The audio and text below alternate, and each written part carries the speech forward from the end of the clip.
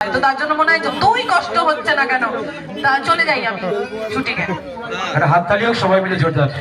তো আজকে থাকার ইচ্ছে হয় অনেকক্ষণ সবার মাঝে, কিন্তু টাইমেরও একটা ব্যাপার থাকে।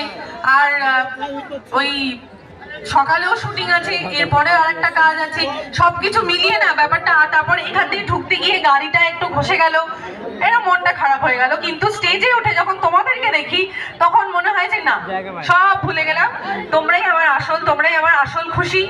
যদি তোমরা আমার সিরিয়াল দেখো, আমায় ভালোবাসো, তাহলে আমার আর কি চাই। এটাই তো সব থেকে বড় আশীর্বাদ। তো খুব ভালো লাগলো আজকে এসে, আবারও সবাইকে ধন্যবাদ। আচ্ছা, আমাদের তোমাদের সবার বিধায়ক মহাশয় সুকুমার মাহাতো মহাশয়কে আমার অনেক অনেক ধন্যবাদ, আমার প্রণাম।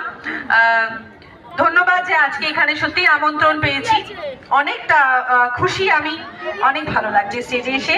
তো জানি যে বাংলা গানের এই টুপির মাঝখানে না এখানে সব প্রশ্ন জমিয়ে রাখে, বুঝেছো তো? খোলে না টুপিটা, তার মানে একটা প্রশ্ন এদিক ওদিক হয় না আর কি, যে কটা মাথায় নিয়ে আসে